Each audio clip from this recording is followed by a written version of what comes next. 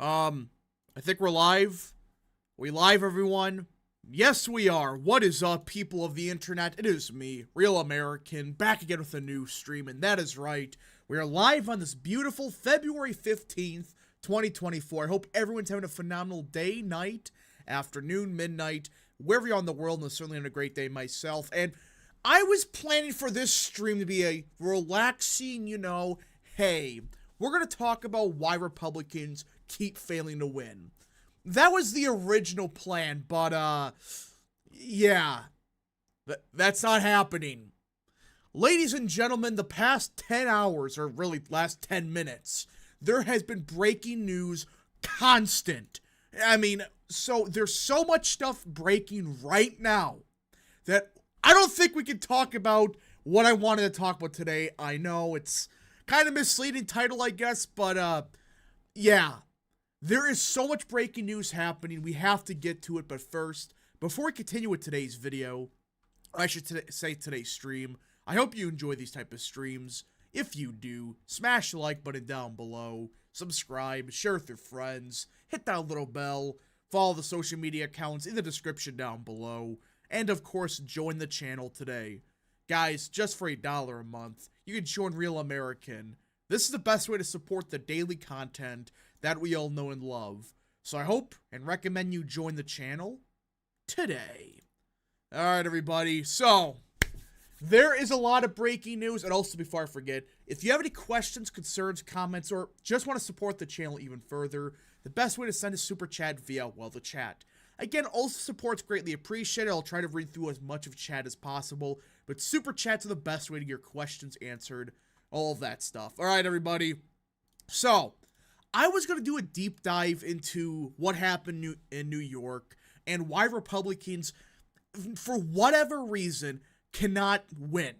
No matter if it's a special, a regular election, primary, it doesn't matter. It seems like Republicans across the board, they can't win. Well, we got breaking news. Everyone out of the state of Montana, Matt Rosendale has officially suspended his Senate bid for this cycle. Yep. It is officially over for Matt Rosendale. He has suspended his campaign. F's in chat. We lost a real one.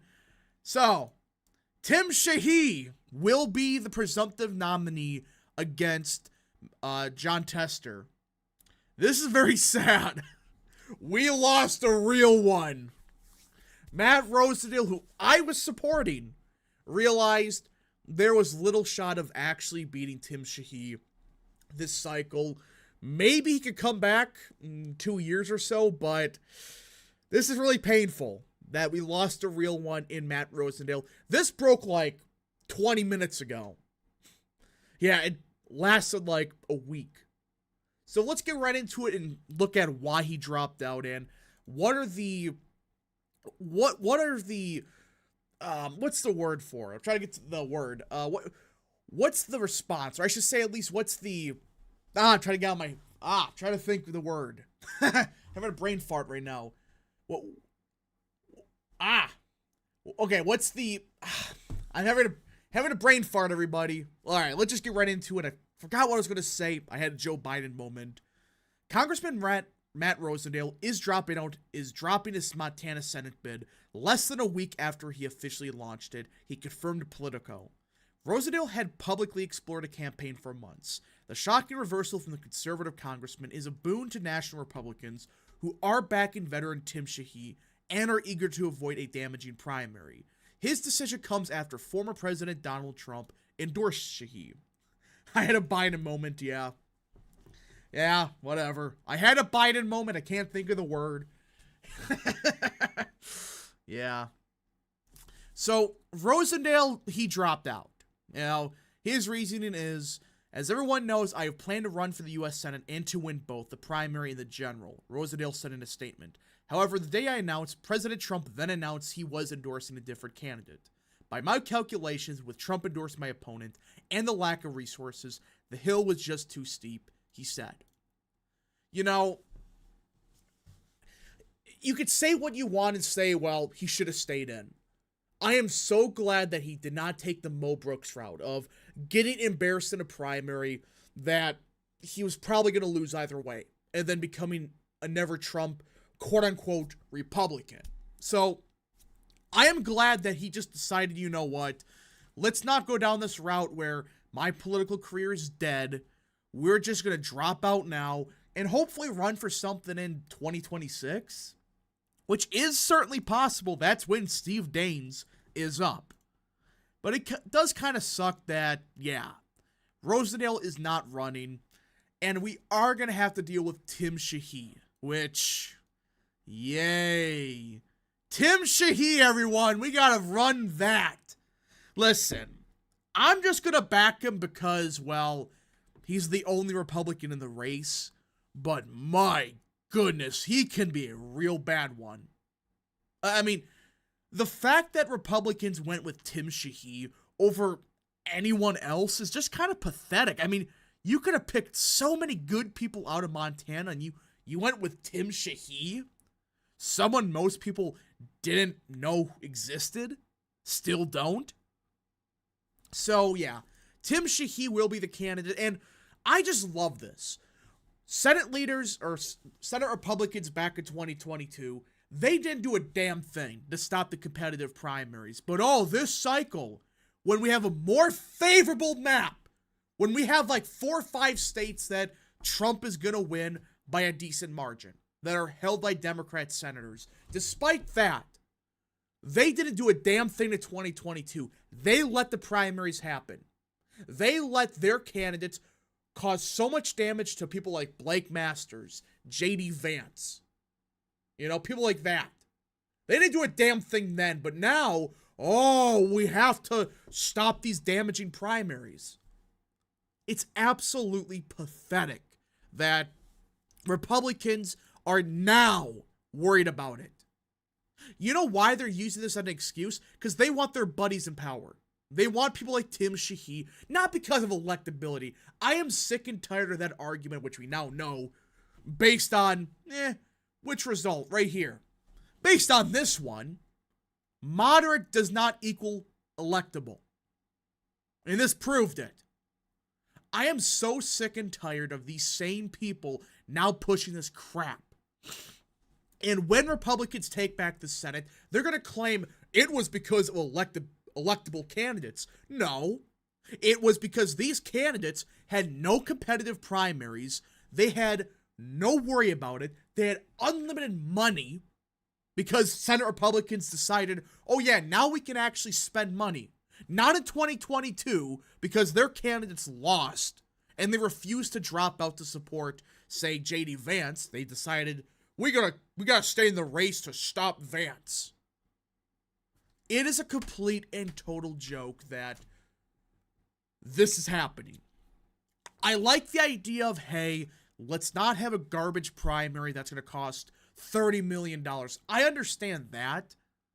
But these clowns only care about it when it's their candidates. The electable candidate. Wait, what? Rosendale dropped out? Yeah, Rosendale has dropped out. He realized, no, there's no realistic pathway to beating Tim Sheehy. There just wasn't. Which sucks, but I mean, I thought he could have done something, but at that point, I think Rosendale would have been so damaged that I don't think it would have been worth it to let him go down in flames like that. But we got to deal with Tim Sheehy now, and I do support just because, is he the only Republican running? I can't name a single one that's currently running not named Sheehy on the Republican side. I mean, he's better than Tester, but so what? Let's see. Republicans better have all 3 houses after 2024. Yeah. They have no excuse. They have none. I mean, think about it. How many competitive primaries are happening this cycle at the Senate level? How many? For states that actually matter, not West Virginia. You got Ohio, you got Nevada. That's it. Michigan, that's just a clown show. Pennsylvania's open. They open the vaults for Dave McCormick. Wisconsin, we'll get to it in a minute. Eric Hovde is going to be the Republican. Arizona, Kari Lake will be the candidate. Texas is uncompetitive, at least on the primary side. So now, when they get to choose the candidates, everyone else must drop out. But when MAGA had to choose candidates, oh, we can't back out. We must stop the unelectable people. Yeah, no shit. When you spend $100 million in a primary, like they did against Blake Masters, saying he's a Jew-hating prick. Yeah, I wonder why he lost to the general. He was outspent way before the general, and then that sealed it for him. Either way, this is the end of Matt Rosendale's campaign. Again, I wanted him so badly, but it's not fun. Not fun at all. Alright, is Rosendale staying in the House? So, I don't think it says what he's going to do. Rosendale has not decided whether he will run for re-election to the House, and said only that he will prayerfully consider what is next, as he returns to Montana to be with his family. So I think he runs for re-election. I mean, I just don't see why he would run for the Senate if he's going to drop out now. You know, it's like, he's going to run for something, I think, but we just got to see if it's actually, you know, as congressman. I think he should. I think he's such a valuable asset in the House. We cannot lose Matt Rosendale to this BS. And I'm glad that he decided, you know what? I'm more useful in the House anyway. Screw McConnell. There. Good. That's your candidate. Let's see. Am I gonna have to rebrand again to effing Spanberger's done or something? Well, Spanberger's not running for re-election. She's running for governor. So, let's see. No, he's not gonna run third party. He's dropped out for a reason. It's like, hey, there's no way of beating Trump's candidate. Why even try? Which, by the way, vindicates a lot more people than... Actually vindicates people like me that were saying, hey, MAGA people, actual people that are MAGA or America First, they actually are team players. Do you think someone like Dave McCormick would ever do this? He certainly didn't do it back in 2022. These establishment candidates would never, ever, ever, ever drop out like this. No matter what. They would just spend $50 million more and not spend a dime in the general. Stephen Howard for 5. It seems like it has taken a long time for the MAGA wing to fully take over the Republican Party. Hopefully, if Trump wins, that will be the final step. Well, the problem is we're getting a lot of MAGA Republicans in the House, a couple MAGA governors, all of that, but either way, you know, it's one of those things where it just, the Senate's the one where Republicans just cannot become MAGA. They just really can't. I mean, name some MAGA senators outside of J.D. Vance and Josh Hawley. Is there really any?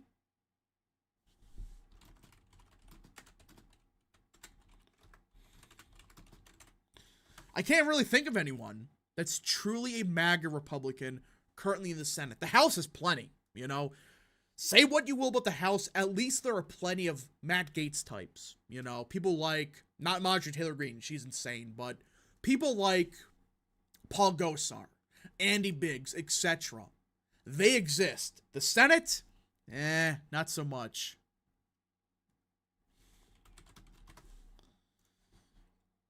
Marsha Blackburn, well, I wouldn't really consider her MAGA. You know, Tuberville I consider more just a socially conservative guy. He's really good, let's be clear, but I wouldn't think he's MAGA necessarily. Like, when I consider MAGA, someone like J.D. Vance or Josh Hawley. Marjorie Taylor Greene went off the rails. That's an understatement.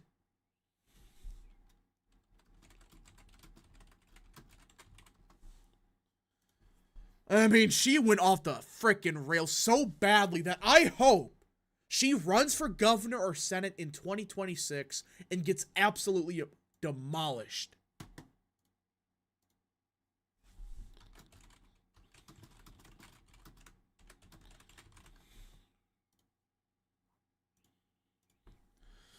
Let's see. Eric Schmidt seems kind of solid, though. I don't know if he's MAGA. Eric Schmidt, I don't know enough about him.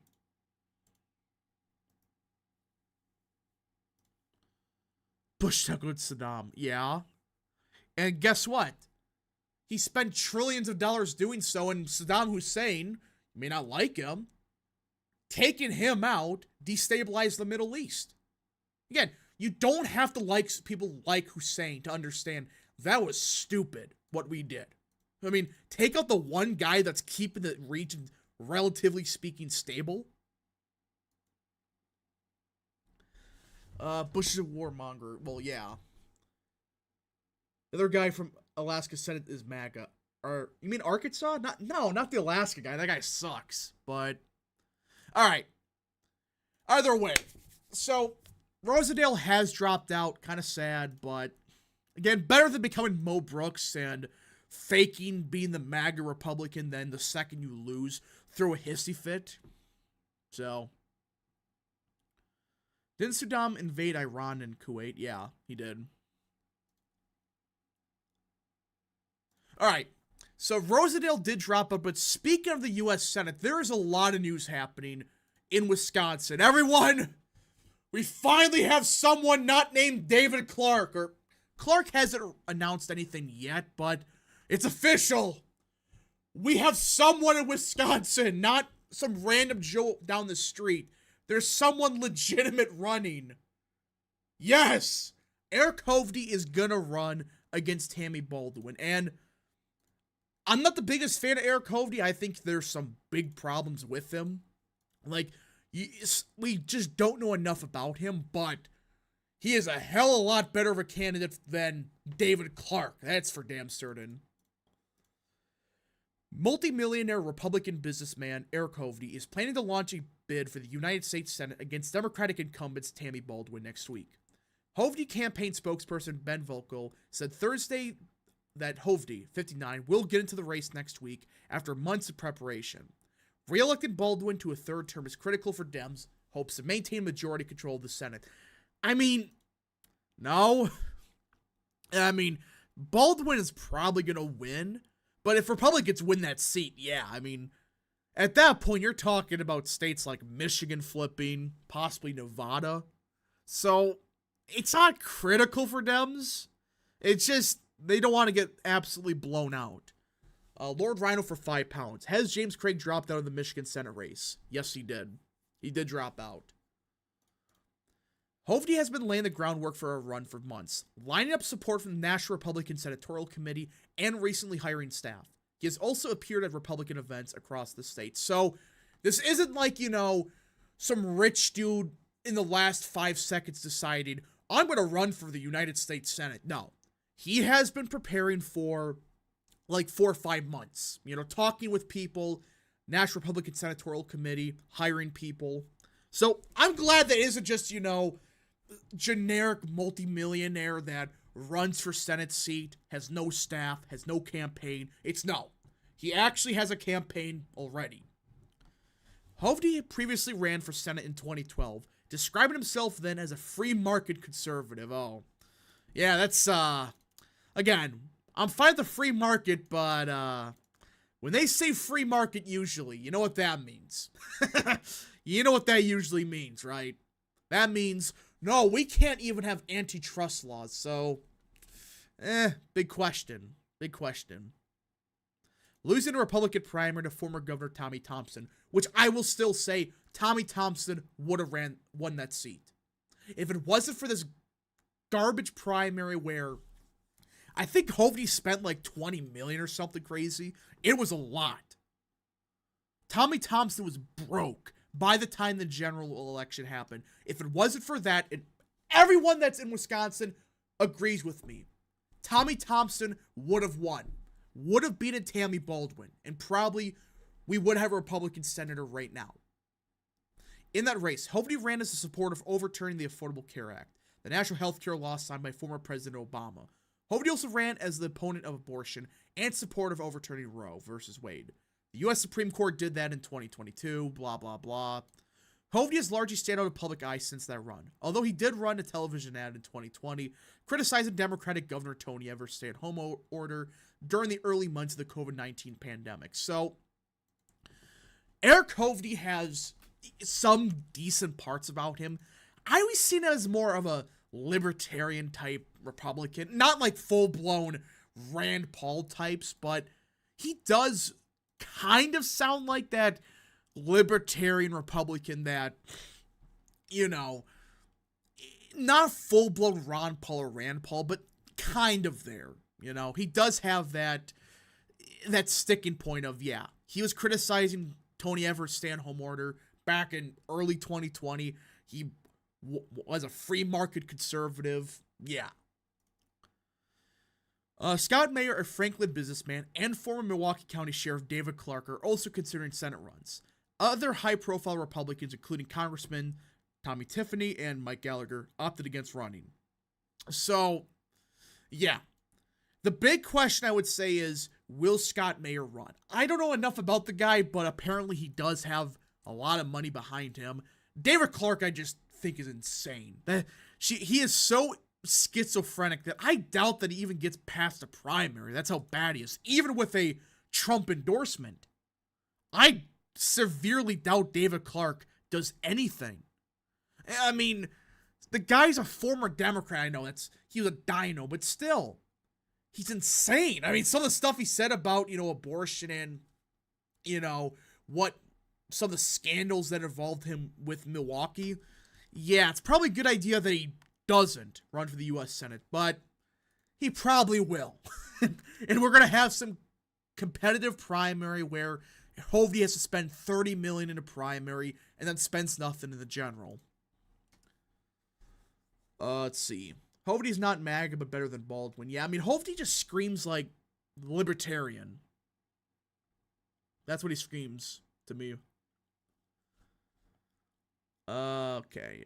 Tim Sheehy did call for an end of Ukraine aid. Well, the problem with Tim Sheehy is he called for boots on the ground in Ukraine. So it's like, is it possible that he had a 180? I guess.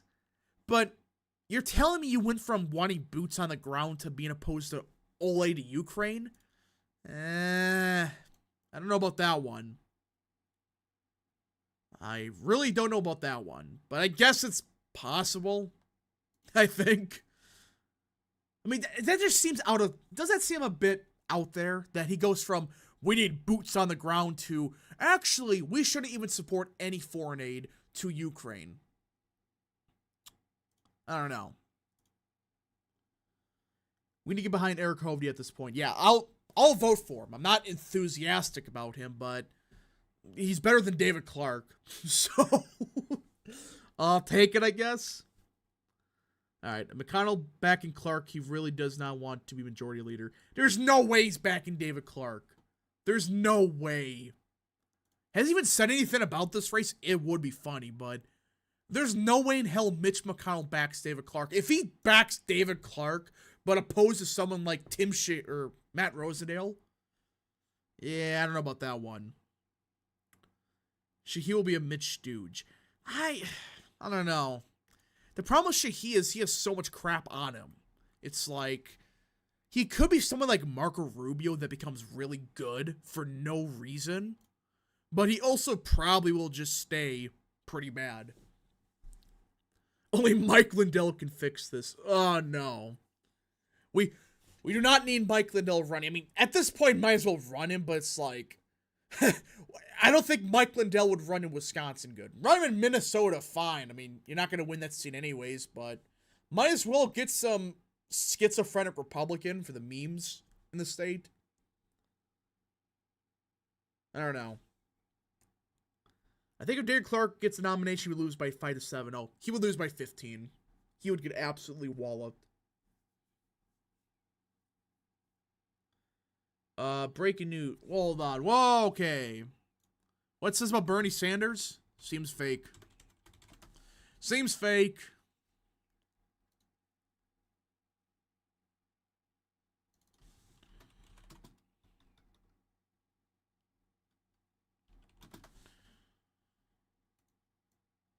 Bernie resigning. I'm not seeing anything about that.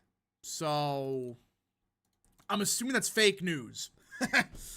That political guy for 5. Unrelated, but I am making a thumbnail, and is it just me, or does Moreno and LaRose look like the literal same person? Yeah, they do. They are way too look-alike. I mean, it's like, are you sure they're the different person? Are you sure they're not clones running against themselves to get Moreno the nomination? I don't know, but yeah. He's a Navy SEAL. They are known for their conformity to, conformity, excuse me, to established Republicans like Crenshaw. Well, yeah. The thing with Navy SEALs is like, they're either perfect or they're just absolutely terrible for no reason. They're either just like some of the best in the world. I think, wasn't Eli Crane a Navy SEAL? I'm pretty sure he was. I'm pretty sure he was a Navy SEAL. Yeah, he was a SEAL. Yeah, he was good. He's really good. Like, he's the only good Navy SEAL. The rest just suck. Or, hold on. I'm looking Navy SEALs in Congress. Yeah, obviously you got Dan Crenshaw. You have Van Orden.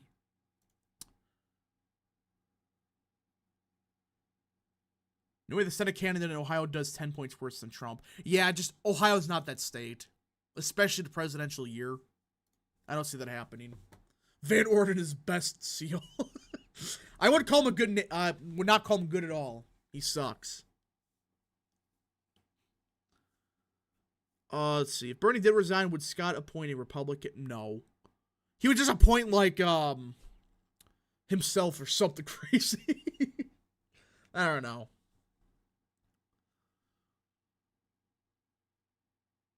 Van Orden for Senate? No. No. We do not need Van Orden. That would not be good. Can you imagine Van Orden being the Senate? Oh my good lord. That would be bad. Alright, so Eric Hovde is probably going to run in the United States Senate in Wisconsin. I'll take it, but it's not my preferred pick. I would have want Tom Tiffany or someone like that, but at least it's not David Clark. Yeah. Van Orden for governor. No. Scott will probably nominate some independent local guy no one knows. And watch it be a partisan dumb. Independent in Vermont just means Democrat. I mean, Bernie Sanders is a Democrat, or independent. How does that work? If we want MAGA in the Senate, we first have to get rid of McConnell out of power. Yeah. That's not going to happen, though. So. Alright. So, with Wisconsin and Montana out of the way, should we talk about the Bears poll, or should we talk about something else? Oh, actually, should we talk about Maryland? Listen, I still have my doubts about this race, but what is Hogan cooking? Look at this. This is a poll from Emerson, and I know. Emerson is not going to be perfect, especially this early on. It's registered voters, blah, blah, blah, but look at this. I mean, wow. Currently, Larry Hogan is tied with David Trone at 42%, while is actually up against Ulsa Brooks. I'm not a big fan of Hogan, but screw it. Let him run. Force him to spend money. McConnell, I swear, though, if you spend $50 million on this guy, for him to lose by 15, there's be a problem. But there is a possibility, hey, maybe Hogan could cook something up. I mean, Trump's down by 23 in the state, which is a lot, but better than 2020. But I am glad that we got our own, like, McMullen this cycle. Democrats said McMullen back in 2022. We have Larry Hogan. Screw it, we're running him. Cole Langdon for 2. To be honest, Bernie would be better than Phil Scott. Yeah. That's not saying much, but at least Bernie's decent on, like, trade or something. What is Phil Scott good on? Taxes? Gun? I don't even think guns. There's nothing that the guy is good on. Elo has joined the channel. Thank you. You can help us win Maryland 6. I mean, The thing with Hogan is, yeah, he does that, but it does force them to spend money. Trade and war. Yeah, I guess that's Bernie Sanders. He's fine with that, but he's not like the preferred senator, but he would not be my favorite, but at least it's better than Democrats in Vermont. So if we win all swing Senate Republicans or seats, including the Virginia, Maryland seat, would be at 59 seats, which should piss people off because we should be at like 51 right now, at the bare minimum. We should be at 51 or 52. I mean, the fact that we didn't even gain a Senate seat, we lost one, is absolutely pathetic. And it shows you there was sabotage last cycle. They could have gained just one. Just win the Senate seat in Nevada and you have a majority. And hold on to Pennsylvania. You win those 2 seats, you had a majority. In this cycle, you would be in a very good situation at expanding that majority. But nope. They focused on nonsensical races like Alaska and frickin' what was it? Was it Connecticut? Which race was it? Washington, thank you. It was Washington. Rap, would Kelly Ayotte be good for Senate New Hampshire? She was okay back in 2010. I don't think she wins. I support Chuck Norris. Hold on. Spend $100 million in Oregon, ignore Arizona and Georgia. Real. Hey, Rap, have you heard about Biden pushing Fort amnesty? What? Fetterman. Well, Fetterman at least, he's still just a partisan Dem, but at least he's, like, good on, like, one issue. I guess. Alright. So, Larry Hogan is going to make Democrats spend money on this race, which they shouldn't. Now, I just want to talk about that real quick because it's kind of important, but not really the most important thing. Because, everyone, we actually got good news out of New York. We finally have the new map out of the state of New York, and I'm actually going to pull it up here. Alright, this is actually pretty big. I should have talked about this first, but you know what? Screw it. We do it now. Let me pull this up. Alright. So, this was a big question for many months. What was going to happen with the redistricting in New York?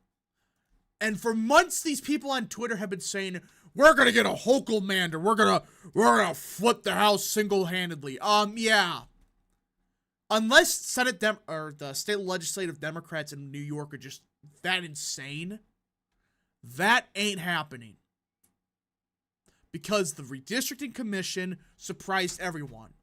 In a 9-1 vote, they have created a brand new map that I would say, hey, is a damn good map for us. Yes, we lose Brandon Williams, but let's be real. Was Brandon Williams really going to win? I'm just being honest. Was he going to win? I mean, he could still win, but it's like, okay, you make it a D plus 10 seat or something instead of D plus 4 or D plus 6. Outside of that, Republicans actually seen a net increase in Mark Molinaro's seat. The only other seat they lost something in was Pat Ryan's seat, the Democrat seat. So, you just do some basic math and you realize, hey, Democrats, they were banking on getting a Hochulmander where they split New York City 50 different ways.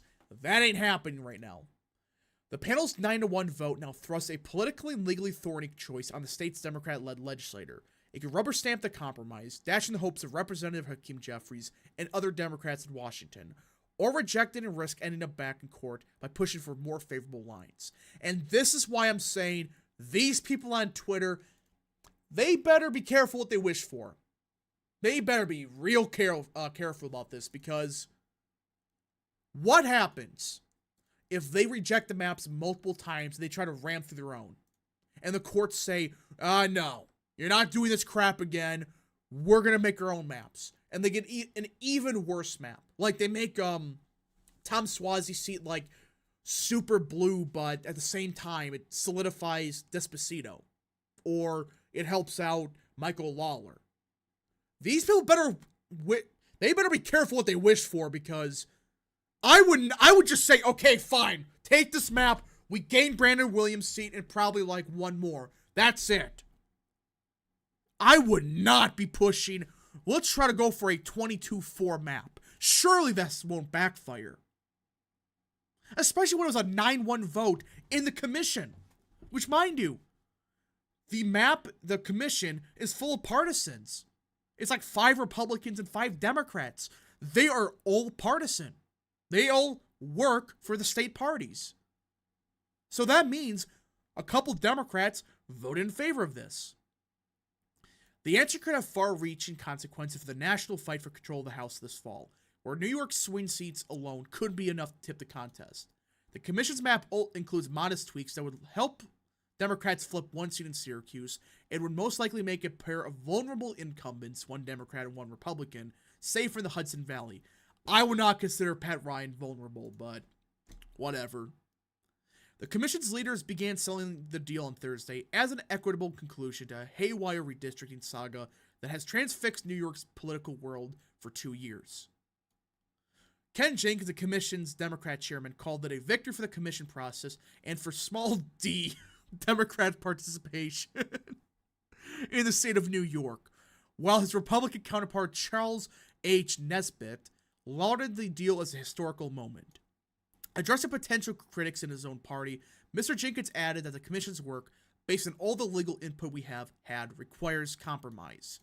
Which, this is what a commission's for, not the California Commission where, yeah, so we have a totally independent commission. I've always said, if you're going to do commissions, make it partisan. Because you get crap like New York where, yeah, there's 3 independents that decide everything. Take a guess how those 3 independents vote. Gee, I wonder how, in a D+30 state?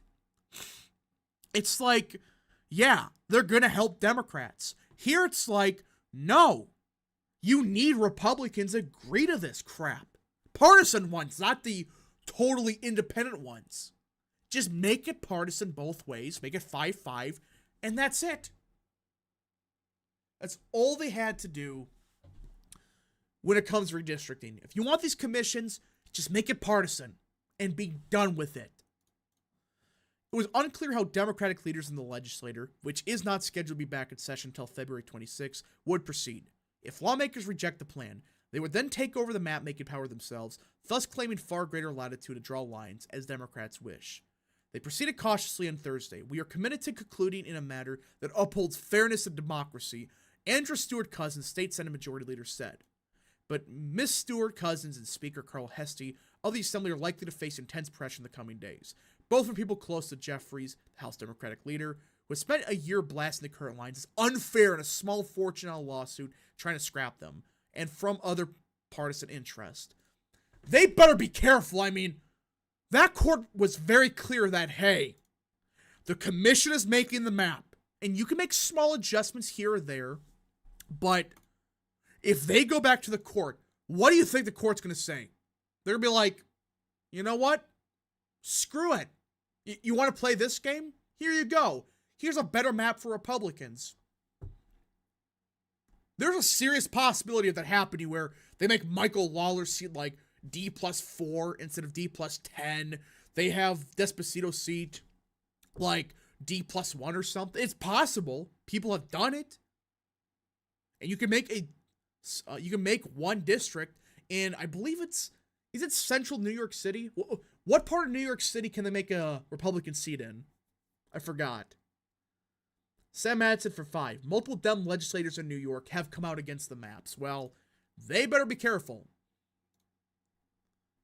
They better be careful about what they wish for. Because all it takes is one of those judges to just say no. We're not going to agree to this crap.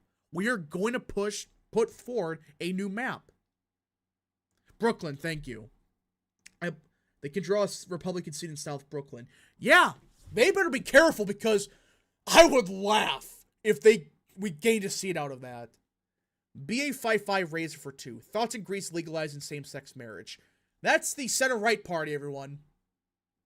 I mean, what did the guys say? Hold on. Greek elections.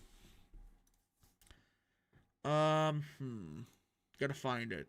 Yeah, so this, the Prime Minister of Greece, he was like, it is time that the Greek people accept the progressive policy. Yeah, that sounds like a conservative, all right. He's not. The fact that you have a bozo like that, who's in Greece, mind you, this isn't freaking, the United Kingdom. This is Greece. What, do you really think Greece is progressive?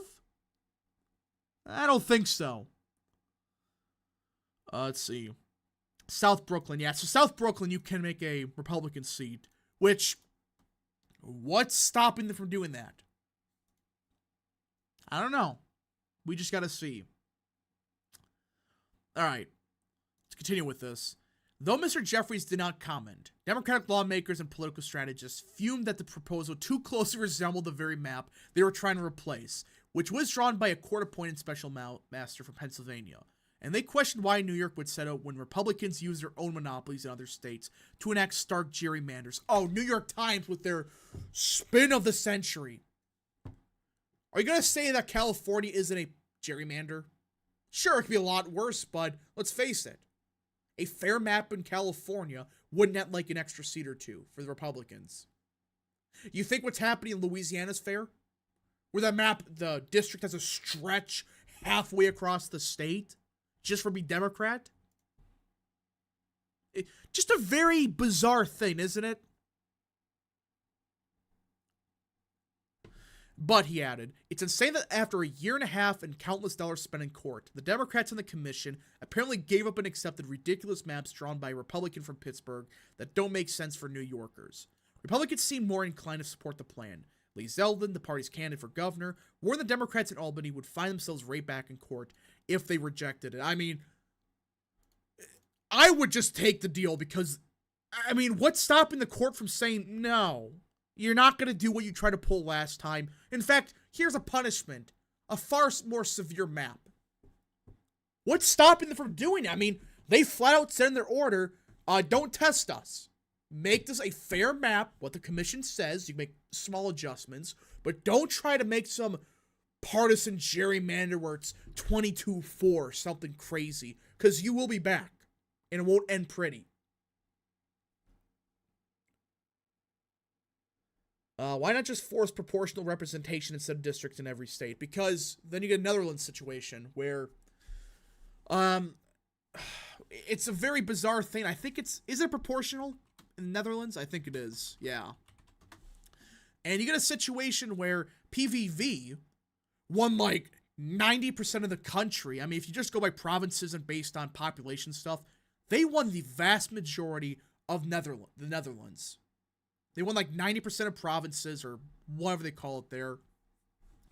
And there's a chance they're not even in the majority or even the government, I should say. Because they are trying to make some absurd, ridiculous coalition with like 6 different parties. It's like, really? People wanted PVV as the governing part of the governing coalition, excuse me. Not, oh, we're just going to ignore what the people say. That's a problem with proportional representation. Plus, the party gets to choose who's the actual representatives. So, yeah. Did you see the official New York Democrat response? I did not. What did they say? Let's see, New York Dems.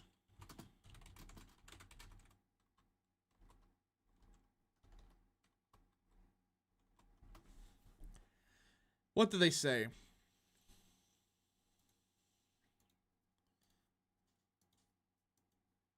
Oh my goodness. What are they doing? What? Oh my... No, they're gonna blow it, aren't they? Statement from Chairman Jay Jacobs on redistricting.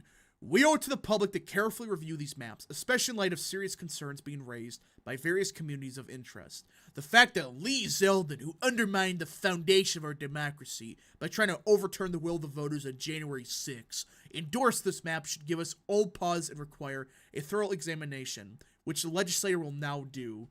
Oh my goodness. No way.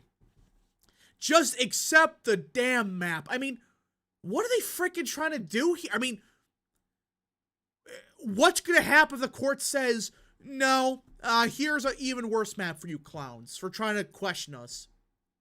Just take the damn map and be done with it. It's like you have Democrats supporting it. I mean, partisan ones.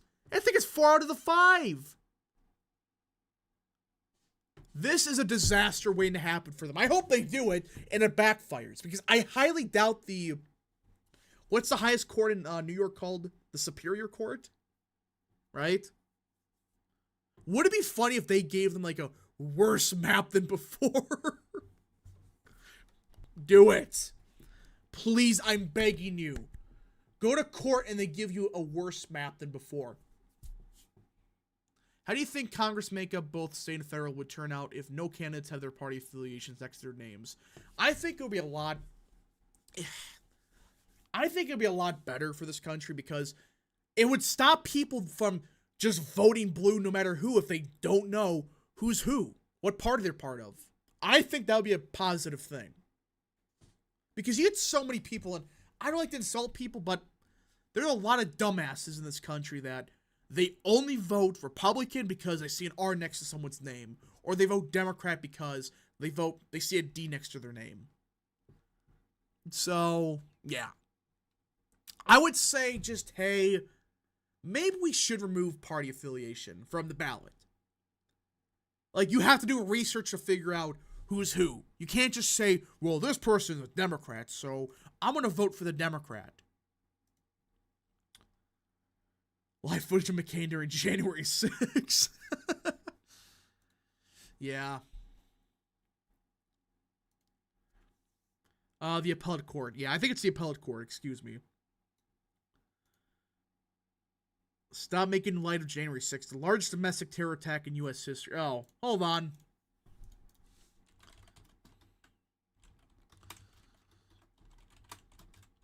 I just gotta find something.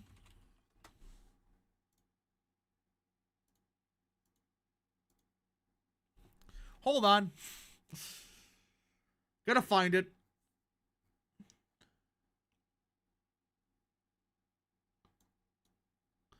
So this is better, or this is not as bad as the January 6th stuff. Let me pull this up. Is this not domestic terrorism? Everyone probably knows about this. I'm not going to get into detail, but 168 people died. 680 injured. So somehow January 6th is worse than this. Whatever. I'm not even going to get into it. It just, some of these people are just absurd. Just like the worst domestic terrorist attack. Yeah, sure. Sure about that. Let's see. January 6th was a pretty bad thing. Yeah, you could say it was bad, but to call it a terrorist attack? I mean, really? Domestic terror. Huh? I wouldn't call that a terrorist attack. Let's just stop that. That's why no one takes this is why no one takes the media seriously anymore when they say stuff like that. Alright,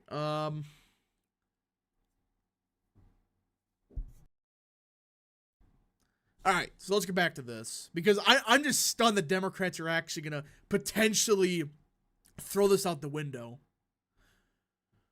The agreement, if it holds, would immediately endanger Representative Brandon Williams, a first-term Republican who won a Democratic-leaning area, Syracuse area seat, by less than 1 point in 2022. But it spelled good news for 4 other endangered Republican incumbents who had been bracing for career-ending changes. Those first-term representatives, Michael Lawler, Anthony D'Esposito, Nick LaLota, and Mark Molinaro still face difficult re-election in districts Mr. Biden won by between 0.2 and 14 percentage points in 2020. But shifting them left would have made the task all but impossible in some cases. With his district intact, Mr. Lawler taunted his expected opponent, former Democratic congressman. Yikes, Mr. Lawler wrote an X. So yeah. Michael Lawler, I think, won now. I mean, I don't see how Lawler loses. He has the funding advantage now. He's an incumbent, well-liked, and he's going against a nut job who I don't even think lives in the district. Oh, okay, dude, you know what? I'm not even going to talk to you when you say stuff like that. I mean, really? You're going to say that was January 6th was worse than OKC? Okay, sure. Sure, buddy. Sure. Our democracy. Alright, so I just don't know how Democrats just don't take this. I mean, wasn't the whole point that the commission was gonna support this? Make this agreement? Wasn't this the whole idea that, hey, the commission should decide it? But now, suddenly when they don't get a good map, well, no, the commission is wrong. They are using a partisan gerrymander. What does OKC stand for? Oklahoma City. Go look that up. They're absolutely going to gerrymander the map. Like Jay Jacobs straight up said about that. Well, I know they're going to try, but the court openly said, I would not recommend doing that. I would not recommend, or I should say they would not recommend trying to pull something here. They did in 2022. That didn't go too well for them. Please, just go back to court and the same thing happens. I honestly hope that's what happens here, and we gain an extra seat out of it. Just be very careful. Be very careful. All right. So, should we talk about the Bears poll now? We kind of went over everything I did want to talk about for now. Let's see. Yeah, let's go over the Bears stuff because this is brand new polling data from Richard Bears of the People's Pundit. And I got to tell you guys, some of these numbers I was just flat out shocked about. Like, I didn't think it was possible for Trump to reach some of these numbers he's currently reaching. All right. Let me just pull this up. Now, before I forget, of course, if anyone has more super chats and more questions, concerns, begin sending them now. Any support's greatly appreciated. And, yeah. Because we're probably going to end the stream in, not now, but probably soon. So if you have any questions, begin sending them now so you make sure you get your questions answered. Bears did over SB Republicans in 2022. Yes. But people make it sound like it was a 30-point miss. It was like a 4 or 5-point miss in PA, and that was it. All right. Look at, you know what, actually, we'll read this part right here. Former President Trump opened up a large lead over President Biden, according to a national big data poll conducted in February. Significantly, support for the 45th president continues to surpass the critical 50% threshold for the second survey in a row when undecided voters are forced to lean towards the candidates. Yeah. That's right. Trump is above 50% when you allocate undecideds. Look at this. I mean, this is insane. I mean, look at some of this. Head-to-head with leaners. Just Trump versus Biden. Trump plus 7. Look at three-way generic with leaners. Trump plus 7. His worst result, funny enough, is Biden versus Trump without independents and without undecideds. Or with undecideds. His best is actually the 6-way race with leaners. Trump plus 8. This is the current poll. Look at this. I mean, this is incredible. I don't care if the poll is probably going to be off. It's only, what, February? The part of the poll that really made me really wonder, okay, what's happening here, is go to, let's the economy and jobs. Right? Regardless how you intend to vote, whom do you trust more to handle each of the issues? Economy and job. Trump plus 17 or 12. Inflation and cost of living. Trump plus 15. Immigration and border security. Trump plus 20. Crime and safety. Trump plus 14. National security and foreign policy. Trump plus 10. Labor and union. Trump has a 4-point lead with labor and union issues. Look at this. Look at this. I mean, this is incredible that Trump is leading with labor and union issues. An issue that should be very Democrat. Let's look at preserving Social Security. It's tied, which not good for Biden, because this is one of the Democrats' most important issues. Abortion rights and restrictions. Biden plus 1. The issue that should be D plus 30, and it would be with other Republicans, is Biden plus 1. Threats to democracy and corruption.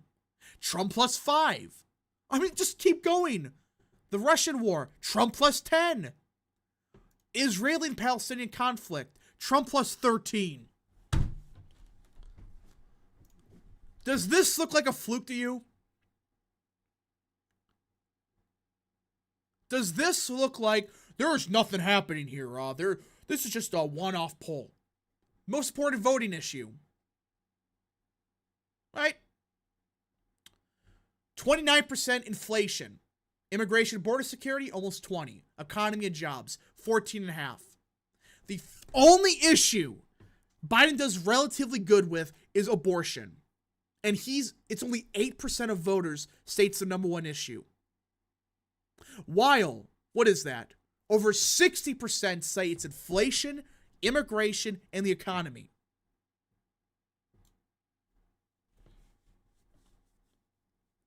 I mean, you just keep looking more at this. I mean, look at Biden's approval. I mean, this is just where it gets real bad.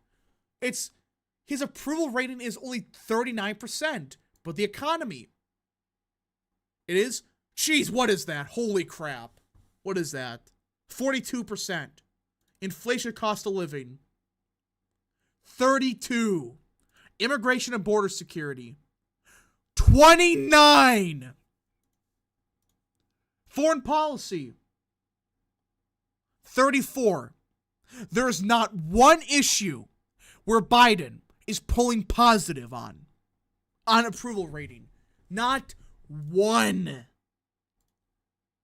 Is this a fluke to some people? I mean, you just keep looking more at this. I mean, let's look at the Biden versus Trump thing with leaners. I'm actually very shocked by some of this. Or hold on, yeah. Leaners are breaking Trump, yeah. Let's just go by age right off the bat. Holy crap. Trump's worst age group is actually with seniors, 65 plus. He's actually doing better. He's actually winning every age group. Hold on, I want to see by detail. Yeah, that's about right. I mean, look at this. Trump is winning super seniors, but this 65 to 74. Look at this. This is one of the only groups Biden wins. 65 to 74. Do some math. Who do you think these voters are that are 65 to 74? Who do you think they are? Just do some basic math.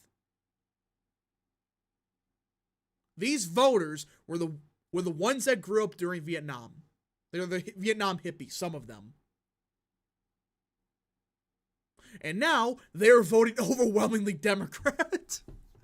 But Trump is winning every age group with 18 to 24 and 65 to 74. This is incredible what's happening here. I mean, this shouldn't be happening. Longtime Democrat, that's part of it, but let's go by race. I'm actually curious about this one. Oh my God. No way. Am I reading this right?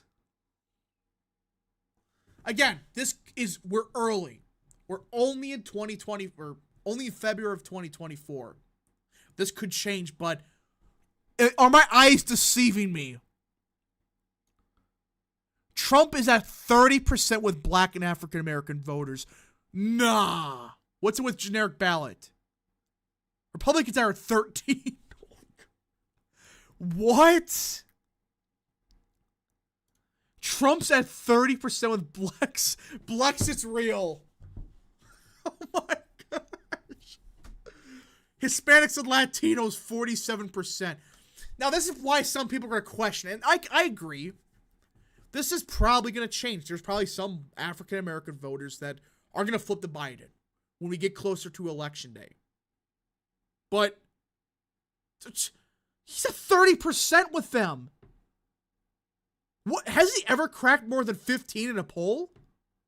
And I know there are errors for subgroups that are higher, but that's still 364 people. Let's just keep going. I'm actually curious. What is, somebody brought up religion.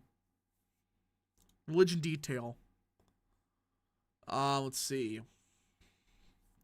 Protestant, yeah, Trump's going to carry that. Catholics, he's winning by 10.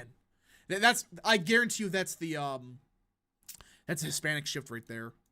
Christian, he's winning, yeah. Eastern Orthodox, he's actually doing a bit worse. Kind of surprised by that. Mormons, he's winning by a lot. Jewish voters, he's down by. Muslims, again, it's a very small sample size, so it's probably off. He's tied. No religion, he's down by 20. Bro. What is, I'm curious, though.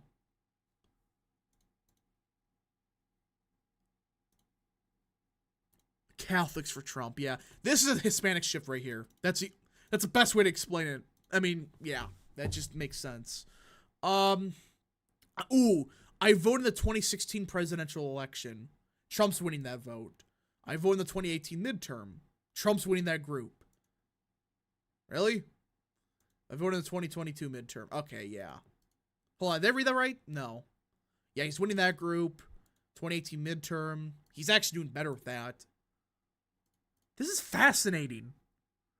And oddly enough, hold on, did I read that right? Trump's worst performing group are voters that voted in the 2022 midterm. So that means that he's doing better with 2018 voters than 2022 voters. Hold up. What? That has to be an error, right? No, I'm actually reading that correct. Trump is doing worse with 2022 voters than 2018. How? How is that even possible? Does anyone know what's happening here?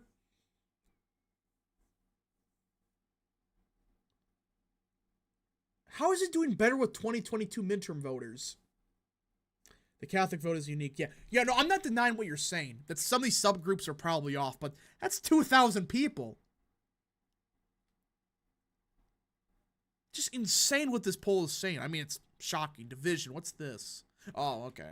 It's just region. Area, how's he doing in the suburbs? Trump is getting 53% in suburbs. Let's see. Is there anything else you guys want to see? Education. Ooh, yeah, that's a good one. How's he doing with that? Oh. Nah. You're joking, right? Am I reading that right? Trump voters didn't vote in 2022. Yeah, that kind of proves my theory on that one, but look at wow. He's tied with 4-year grads, and he's only down by 10 with post-grads. Hold up. This is an old one, but 2004 exit poll.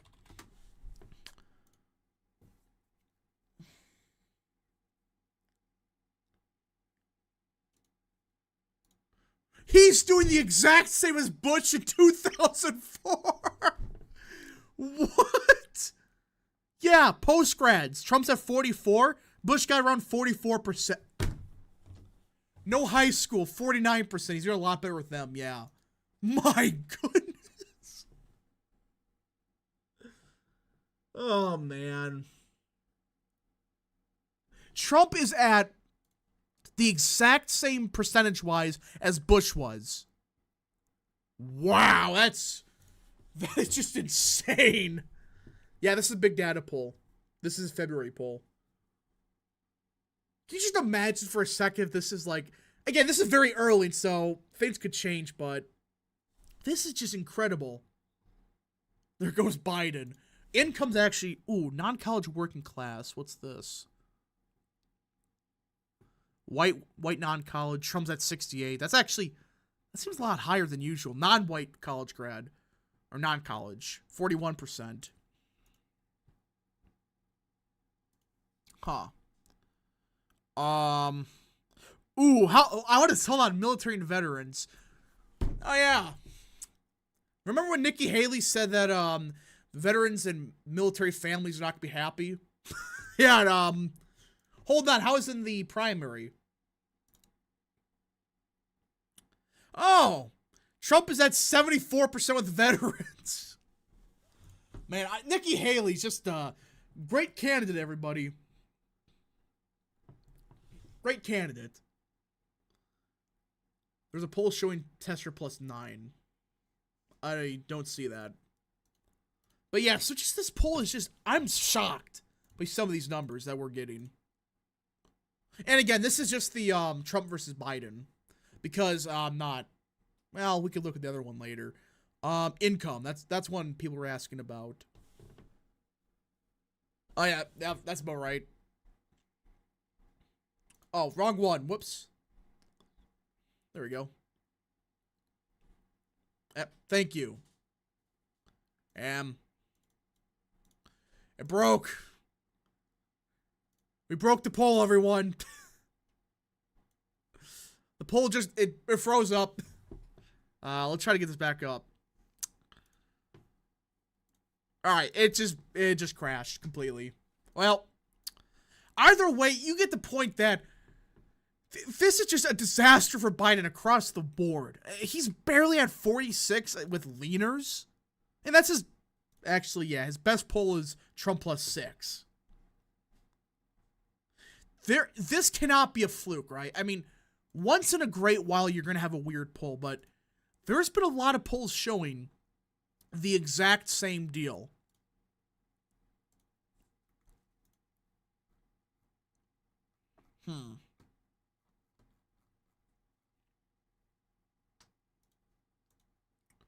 Polls were so good it broke the site. Yep. If Trump wins a popular vote, it really is Jover. Well, if he wins a popular vote, I mean, a lot of theories will be debunked. A lot of theories.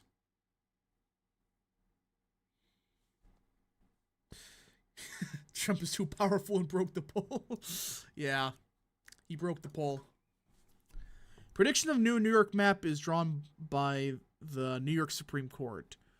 I could see it. Or the appellate court, I should say. I could see it. Dem primary vote. It was like 80% Biden. Biden owns Trump. About to be 2-0 against him. Oh, yeah. Yeah, that's what the polls are showing, all right. The one thing that Biden was up by 15 in 2020. And now he's down with them. Either way, this is just... I'm just baffled at how Biden can be pulling this badly. As a Democrat, Democrats were supposed to have this forever majority that nothing was going to stop.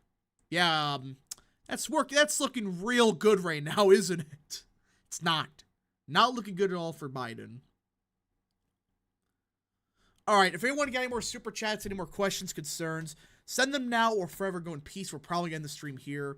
So this was fun just to look at the new polls from Barris. I'm just baffled at how Biden is doing this bad. Let's see. What's happened with Wisconsin redistricting? So, Wisconsin Republicans voted to approve Tony Evers' map. More than likely he votes for it, or I should say, signs it into law. But, yeah.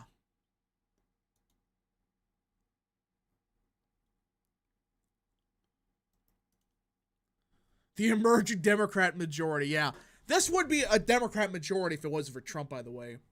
Do you really think someone like Mitt Romney or John McCain? Well, okay, let's who's like a modern day establishment Republican that's like younger? Dan Crenshaw, yeah, that's a good one. Dan Crenshaw. I don't know. But anyways, folks, thank you so much for watching. If you guys did enjoy, smash the like button down below, subscribe, share with your friends, hit that little bell, follow the social media accounts in the description down below, and of course, join the channel today. Thank you so much. We'll see you guys in the next stream, video, or wherever you see me from. Godspeed to all of you.